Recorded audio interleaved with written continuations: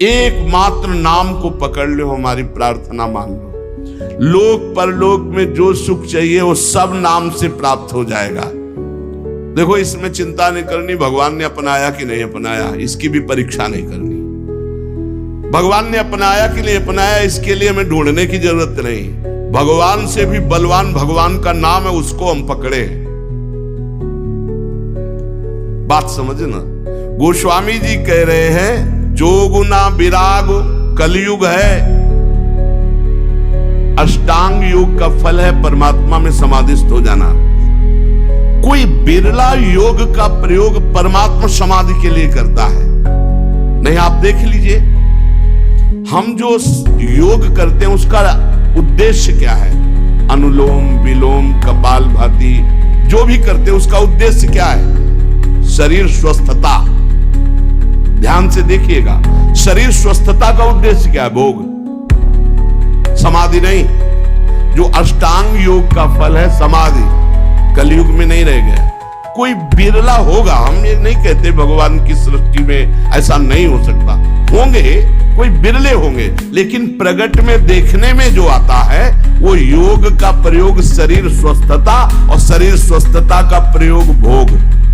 आप देखिए, गोस्वामी जी कहते हैं कि अब मैं देख रहा हूं कलयुग ने अष्टांग योग में भी अपना प्रवेश कर लिया, जिससे योग का फल जो चित्त वृत्ति का निरोध करके परमात्मा में समाधिस्थ होना है, गया।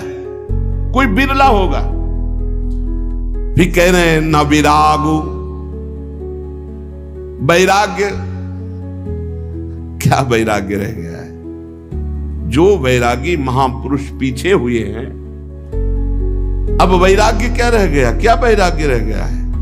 केवल नाम मात्र का वैराग्य रह गया। वैराग्य किस बात का है? रुपया है, पैसा है, कपड़ा है, भोजन है, मकान है, व्यवस्था है, नाम मात्र का वैराग्य रह गया। वैराग्य किस बात का? जिसके जीवन में भगवान के सिवा कुछ नहीं है, राग त्रिभुवन में कहीं वस्तु व्यक्ति स्थान में नहीं, उसे वैराग्यवान कहते हैं। जो लोक परलोक के समस्त भोगों के सानिध्य में भी भोगने की इच्छा नहीं, उसे वैरागी कहते हैं। गोस्वामी जी कह रहे हैं, मुझे वैराग्य में भी दम नहीं दिखाई दे रहा कि भगवत प्राप्ति करा सके, क्योंकि वैराग्य में पाखंड का प्रवेश हो गया। कलयुग ने पाखंड का प्रवेश करवा दिया। कोई बिरला वैरागी, सच्चा वैरागी, भगवान की सृष्टि में कमी नहीं होती, कोई बिरला सच्चा वैरागी होगा जिसका वैराग्य भगवान के लिए है। नहीं तो वैराग्य भी दिखावे पे आ गया है, पाखंड में आ गया है। न जप, माला में हाथ है और बातें कर रहे हैं, माला रुक नहीं रहा, वो चल रहा है, और बातें जबान से हो रही और साथ चल रहे हैं। क्या जप हो रहा है? किसका जप हो रहा है? जप तो तब माना जाता है जो जप कर रहे हैं वो हमारे ध्यान में है, वही हम सुन रहे हैं, वही हम बोल रहे हैं, उसे जप माना जाता है। 3 बातें जप में होनी चाहिए। जो हम जप रहे हैं वही सुन रहे हैं, वही हमारे ध्यान में है। राधा तो दिखाई दे रहा है, राधा लिखा, सुनाई दे रहा है राधा, और हम बोल रहे हैं राधा, और फिर एक मन का सकिला, फिर राधा, फिर एक मन का सा, वो जप। अब जप में भी 11 माला कहा है, हो जाए हर 5 मिनट में घड़ी में, और जल्दी जल्दी, स्वाद नहीं, रुचि नहीं, मन नहीं, बस। कोई कोई तो ऐसे माला सरकाते हैं कि हमें लगता है कि अगर रा बोले तो भी नहीं सरकेगा। राधा राधा तो बहुत बड़ी बात है, अगर वो रा बोले तो इतनी रफ्तार से नहीं चलेगा। अब पता नहीं कैसे ऐसे माला सर सर घूम रहा है। माला घूमने से भगवत प्राप्ति होगी क्या? माला घूम, देखो ये माला है, काउंटर है, ये चीजें मन लगाने के लिए है। असली तो जब श्वासों की माला में, धड़कन में नाम चलता है, रोम रोम आनंद से खिल उठता है, ये प्रारंभिक दशा है। तो प्रेम प्राप्ति के लिए नेम लिया गया है, इसलिए आवश्यक है माला और काउंटर से जपना। पर वो जप इस तरह का होना चाहिए कि वही सुनाई दे, वही जो बोल रहे हो वही दिखाई दे, ऐसे तब जप किए। अब बोलो इसमें तुम बात कर सकते हो? हिम्मत नहीं कि तुम बोल सको, तुम्हारी हिम्मत नहीं कि बोल सको, क्योंकि बोलोगे तो क्रम टूट जाएगा। जब अपने लोग अभ्यास करते थे तालू में जिभ्या ऐसे लगा के ऊपर बोलना विष जैसा लगता था, क्योंकि वो क्रम टूटेगा, वो चल रहा है। गोस्वामी जी कह रहे हैं कि जो मंत्रानुष्ठान है अब वो नहीं दिखाई देता, कलयुग का बड़ा प्रभाव है। और जाग माने यज्ञ। अब यज्ञ तो भाई बहुत दुर्लभ बात हो गई यज्ञ करना। कोई महापुरुष अनुष्ठान करते होंगे, अच्छे से पूर्ण भी होता होगा, सृष्टि है भगवान की, पर अब बहुत मुश्किल है यज्ञ करना, क्योंकि त्रिकाल संध्या करने वाला मंत्रवेत्ता आचार्य और जौधान्य आदि बड़ा पवित्र, भूमि पवित्र, जजमान की वासना पवित्र, उपासना के भाव, और बड़े ही सुरक्षा से जब यज्ञ होती तब वो पूर्ण होती है। यज्ञ भोक्ता भगवान प्रसन्न होते हैं, दर्शन देते हैं, कृपा करते हैं। गोस्वामी जी कह रहे हैं यज्ञ भी बड़ा कठिन, यज्ञानुष्ठान त्रेता में पूर्ण होते थे। अब कह रहे हैं कि तपस्या, इसमें भी दंभ घुस गया, तप में दंभ घुस गया। बाहर से दिखावा की भावना आना ही दंभ कहा जाता है। तप होता है भगवान की प्रसन्नता के लिए। बहुत से महात्मा एक लंगोटी लगाए पूरा जीवन ऐसे कष्ट सहते हुए भगवान को रिझा लिए, आज भी हैं, पर प्रायः तपस्या में दंभ घुस गया है, दिखावा घुस गया है, उससे तपस्या का फल। और भगवान तपस्या समर्पित करके दैन्य होने से भले मिल जाए, नहीं तपस्या से भगवान को नहीं खरीदा जा सकता। तप के द्वारा भगवान को खरीदा नहीं जा सकता। तप में शक्ति संचय होती है, पर अहम त्याग करके वो तप भगवान को समर्पित कर दे तो भगवान की प्राप्ति हो जाए। पर शुद्ध तप, तप का अर्थ होता है ताप सहन करना। जैसे काम हमारे हृदय में ताप देता है, क्रोध हमारे हृदय में ताप देता है, लोभ मोह देता है, इनको हम सह जाएं। अपने धर्म में चलने पर जो कष्ट होता है उसे सह जाने को तपस्या कहते हैं। बोले वो भी दिखावा हो गया है, दिखावा हो गया। भगवान जानते हैं तो हम दिखावा किसके लिए कर रहे हैं? तो तप में दिखावा, दंभ घुस गया। और बोले जो त्याग है, जोग न विराग जप जाग तप त्यागो, त्याग कहते हैं हमारे हृदय में भगवत प्राप्ति की लालसा हुई है, जानबूझकर सारे भोगों का, सुख सुविधाओं का त्याग करके असुविधा युक्त जीवन, भगवान के लिए सब सुविधाएं हैं, असुविधा युक्त जीवन। त्याग का जब तक अहम होता है तो ना संतों में और ना भगवंत में द्रवण क्रिया नहीं होती, ध्यान रखना। उनका हृदय तभी द्रवित होता है जब त्याग का, अहम का भी त्याग हो जाए।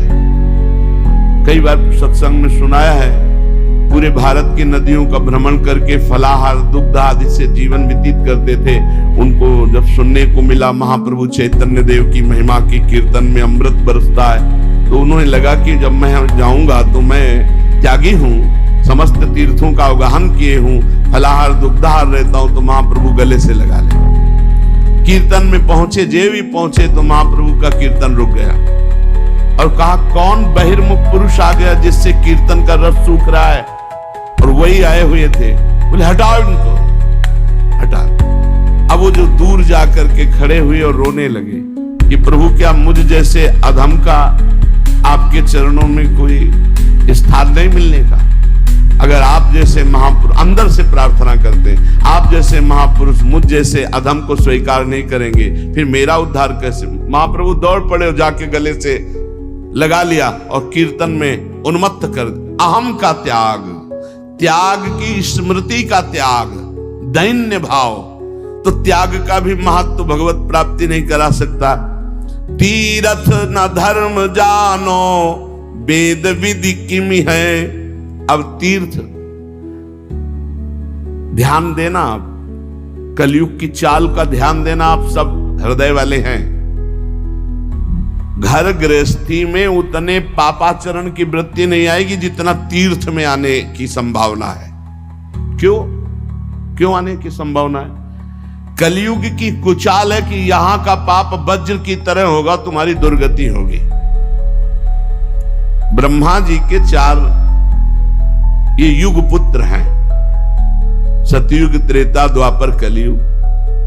सतयुग से कहा मैंने सृष्टि की रचना में नरक की रचना की है, उसका भी ध्यान रखना, कुछ लोग उधर भी जाना चाहिए।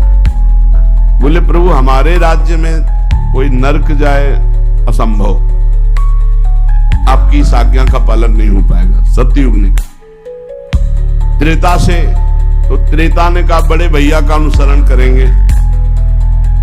द्वापर से कहा तो द्वापर ने कहा हम आज्ञा पालन करने की सम्यक चेष्टा करेंगे, आपकी आज्ञा का पालन हो कि कुछ लोग जो अधर्माचरण करेंगे वो नरक भेजे जाए। सतयुग में अधर्माचरण, त्रेता में। कलयुग से कहा तो उनका बड़े भैया ने जैसे साफ जवाब दे दिया आपको कि हमारे राज्य में भूल चूक से कोई चला जाए नहीं, नरक नहीं जाएगा। तो वही हम उत्तर देते कि हमारे राज्य में भूल चूक से कोई स्वर्ग या परम पद चला जाए, सबको नरक भेजेंगे सीधे। कलयुग सीधे आओ फुल नरक, चिंता मत करो महाराज, आज्ञा का पालन हम करेंगे। हर जगह तीर्थयाटन में व्यसन, व्यभिचार, छल, कपट, चोरी ये निषेध है, पर लोग तीर्थयाटन में जाकर के ऐसे अपराध ज्यादा कर देते हैं। नशा करना, व्यभिचार करना, चोरी करना, क्रोध करके लड़ाई कर लेना, किसी तीर्थवासी को पीट देना, अपमान कर देना, ऐसे बहुत तरह से। वेद विधि किम है? अब वेद विधान तो वो समझे जो शास्त्र स्वाध्याय करे, जो खूब महापुरुषों का संग करे, वो जान पाता है क्या करना चाहिए क्या नहीं करना चाहिए। तस्मात् शास्त्रम प्रमाणन्ते कार्याकार्यो व्यवस्थितो। अब यहाँ फुर्सत नहीं है मोबाइल से, टेलीविजन से, पेपर से, संसार की बातों से, तो कौन पढ़े योग वासिष्ठ, कौन पढ़े भगवत गीता की टीका, कौन पढ़े श्रीमद् भागवत महापुराण, कौन पढ़े वेद के सिद्धांत। तो कैसे पता चलेगा जीव का कर्तव्य क्या है, क्या करना चाहिए क्या नहीं करना चाहिए। ऐसा नहीं वैदिक सिद्धांत को जानने वाले नहीं हैं, पर बिरले कोई। तो भगवत प्राप्ति इसमें भी बड़ी कठिन। गोस्वामी जी कहे तुलसी सो पोचना भयो है, नहीं हुए है कहूं। अब मैं तुमसे अपनी बात कह रहा हूं कि मेरे जैसा पामर कोई न हुआ है ना है। पहले तो बताया इन सब से अब भगवत प्राप्ति नहीं होने वाली, ध्यान दे लो। बहुत बढ़िया सिद्धांत, ये सब शास्त्रों का सिद्धांत, हृदय सम्मत सिद्धांत गोस्वामी जी कह रहे। जोग ना विराग जप जाग तप त्याग व्रत तीरथ ना धर्म जानो, वेद विधि किम है। अब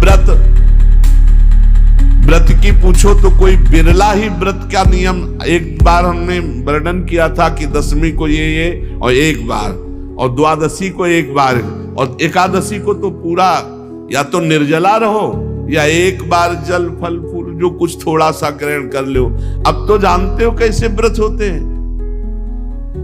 कूटू का और सिंघाड़े का, जैसे कूटू के पकौड़ा बन रहे हैं, सिंघाड़े के हलवा बन रहे हैं, समा के खीर बन रही, और क्या क्या पकवान बन रहे हैं, बाल भोग अलग, राज भोग अलग, शयन भोग अलग। भैया इससे व्रत तो रोज रहे तो बढ़िया चकाचक है। नहीं, व्रत का मतलब है उपवास तो उपवास, पूरे दिन कुछ नहीं, शाम के समय जल फल कुछ ले लिया नहीं, पार पूरा उपवास करके निर्जला। एक कोई भी व्रत रहो तो ऐसे थोड़ी है कि पुआ पकौड़ी और सब इधर उधर के जोड़ बटोर करके के वही खाना पे, अरे मर जाओगे क्या एक दिन के लिए। व्रत रहो तो शाम से हर व्रत में मंगल विधान होता है, जो हम जलते हैं, जो भूख से व्याकुल होते हैं, उससे हमारे पाप नष्ट होते हैं। अब ऐसा व्रत नहीं रह गया, डकार आ जाए और ये दिन चाहे ना आवे, व्रत के दिन जरूर डकार आवे। इतना बड़ा तरबूज फल भी तो डकार आ जाए पक्का। व्रत किस बात का, दबा दबा के फल फूल और सब मिष्ठान और सब पा रहे हैं। अब बोले व्रत है तो भाई ऐसे व्रतों से भगवत प्राप्ति नहीं होती। व्रत रहा गया है, शास्त्रों में वर्णन है, आप देखो पयो व्रत का वर्णन है, चंद्रायण व्रत का, कृच्छ व्रत का, बड़े बड़े व्रत का। अब कौन सा व्रत रह गया है? अब रसेंद्री का व्रत रह गया है। एक पत्ता मुख में रख लेती हैं माता जी, अपर्णा नाम पड़ गया, तब भगवान शिवपति रूप में प्राप्त, तब भगवान की प्राप्ति। व्रत तो तुलसीदास जी कह रहे हम तुम्हें बता दें, हम सब तरह से पामर हैं।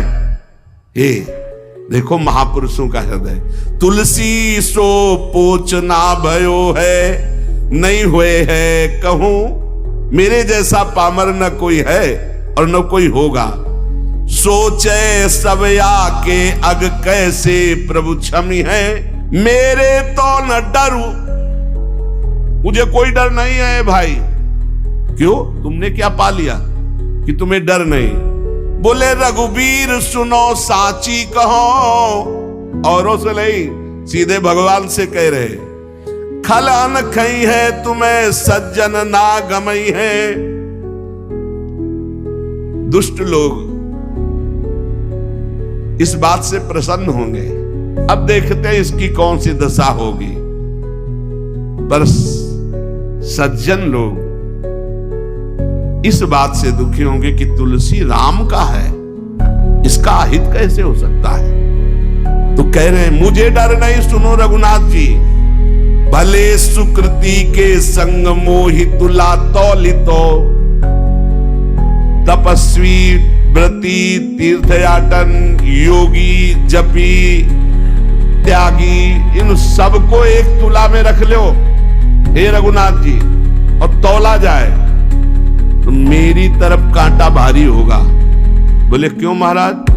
बोले हम पहले कह दिया कि बहुत पामर हैं, पहले कह दिया, हम ये नहीं कह रहे कि बहुत हम महान हैं, लेकिन जब इन सब साधन करने वालों को एक तरफ और मुझे तौला जाएगा तो मेरी तरफ झुकाव होगा, वो हल्के हो जाएंगे। बोले क्यों? नाम के प्रसाद भारू मेरी ओर नमी है, क्योंकि मैंने केवल नाम का आश्रय ले लिया है। ये खास बात, केवल नाम का आश्रय लिया तो जो अन्य सब साधनों का फल एक तरफ तौला जाए या अन्य सब साधन करने वाले एक तरफ हो, और तुलसीदास जी कहते हैं मुझ पामर को एक तरफ रखा जाए, तो रघुनाथ जी को साक्षी करके कहते हैं वो कांटा हमारी तरफ झुकेगा। बोले क्यों? बोले मैंने नाम का प्रभाव, नाम को रात दिन नाथ हूं ना अपनायो, लोक झूठी हुए परी पे, प्रभु ते प्रबल प्रताप प्रभु नाम को पायो, नाम चारु चिंतामणि उर करते न खसई हो, अब लो नसानी अब ना नसई हो, एक सेकंड भी नहीं जाने दूंगा। अब बस ये दो अक्षर मेरे जीवन है, माई बाप है, रात दिन प्रभु का नाम, इसलिए मेरी जय हो गई। समझ लो सत्संग में सब साधन एक तरफ और नाम जापा के एक तरफ, एकमात्र भगवान के नाम में। गोस्वामी जी कह रहे हैं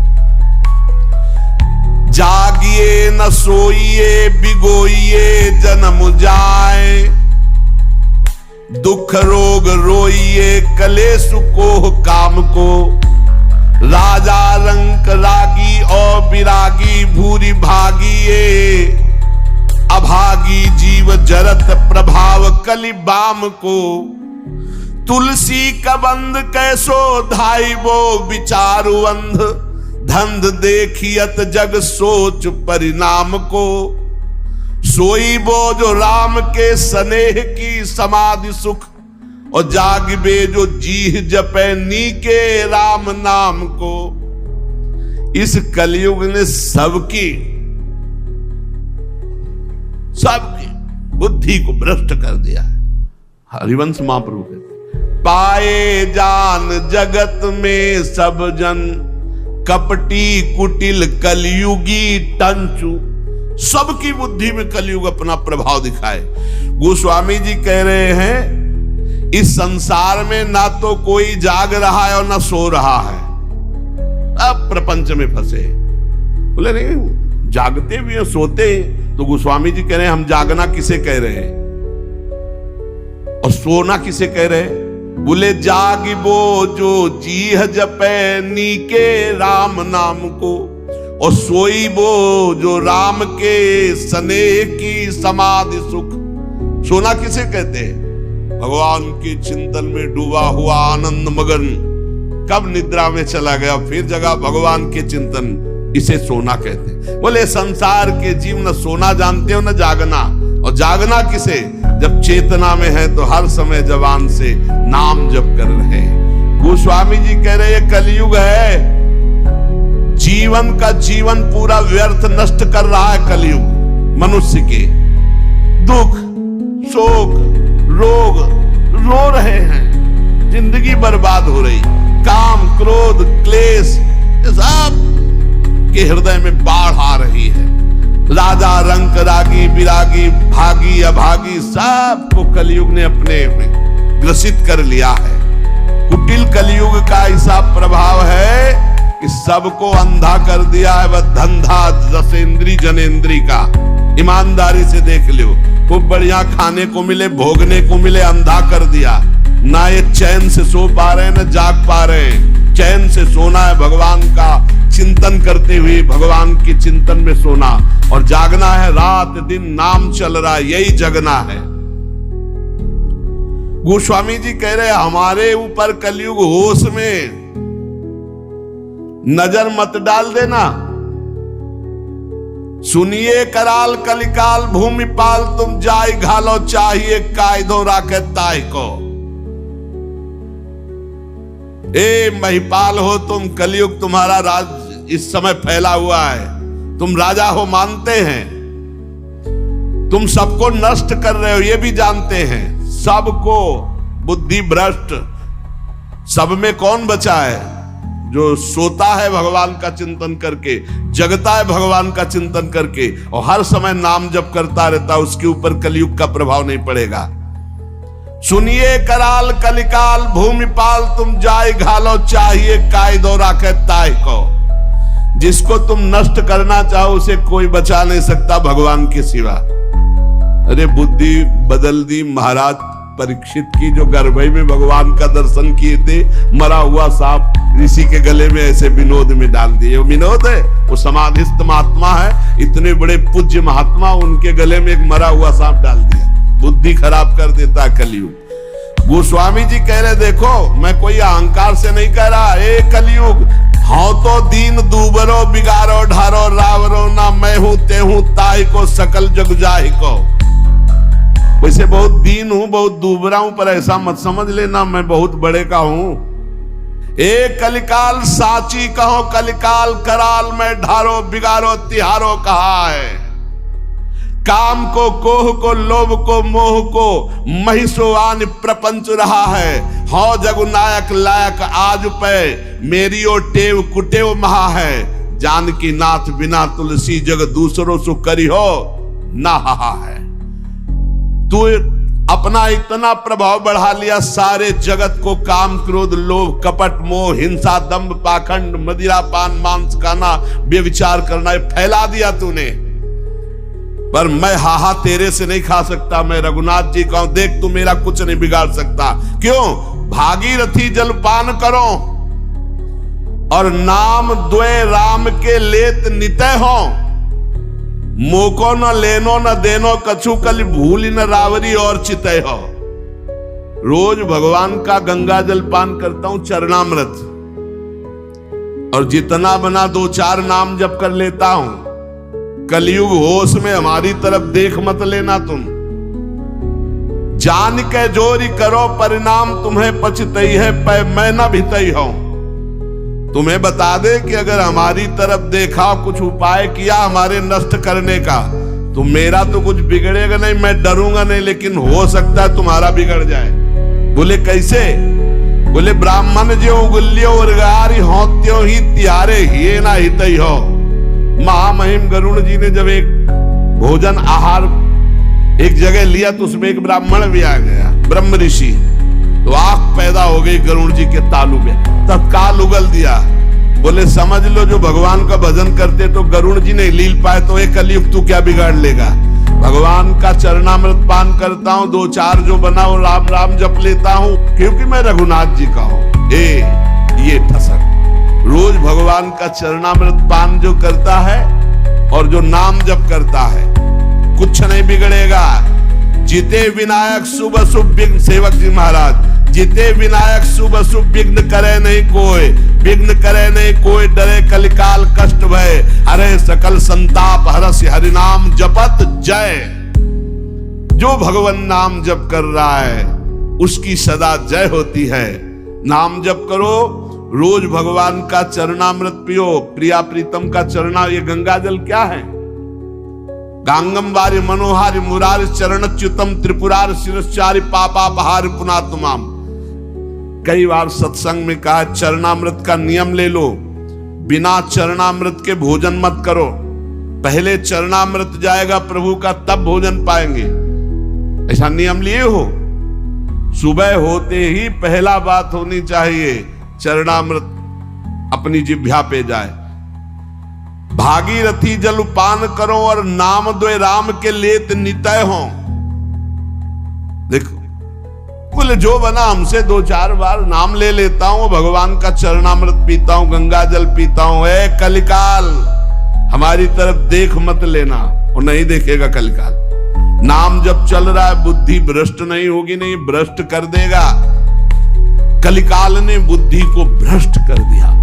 बिना धर्म के, बिना भगवत भजन के पशु की तरह जीवन व्यतीत हो रहा है। ना मुख में तेज है, ना हृदय में दया है, वही असत आचरण फैलते चले जा रहे हैं। सबसे प्रार्थना है अगर इस कलिकाल में परम सिद्धि प्राप्त होती है तो केवल नाम जप से प्राप्त होती है, मान लेना। ये शास्त्र सम्मत बात कहते हैं। कृतयुगे ध्यायते विष्णुम तेतायाम यजते मखई द्वापरै परिचर्यायाम कलौ तद्धरि कीर्तनात्। कलयुग केवल नाम आधारा, सुमिर सुमिर नर उतरे पारा। गोस्वामी जी महाराज कह रहे हैं मैंने भगवान के नाम के बल से विजय प्राप्त कर ली कलयुग पर, माया पर। मेरे जाति पात ना चाहो काहू की जाति पात, मेरे को काम को ना हूं काहू के काम को। लोक परलोक रघुनाथ ही के हाथ सब भारी है, भरोसो तुलसी के एक नाम को। अति ही अयाने उपखानो नहीं बूझे लोग, साही को गोत गोत होत है गुलाम को। साधु कह असाधु कह भलो कह पोच, सोच कहा का काहू के द्वार परो, जो हो सो हो राम को। ये बात विजय प्राप्त करवा देगी माया पर और कलयुग पर। कह रहे हैं मुझे किसी की पंक्ति में जाना है या किसी को बुलाना है, कोई बेटी का ब्याह थोड़ी करना है। मैं किसी की भी जात पात पूछता हूं ना, मैं अपनी जात पात।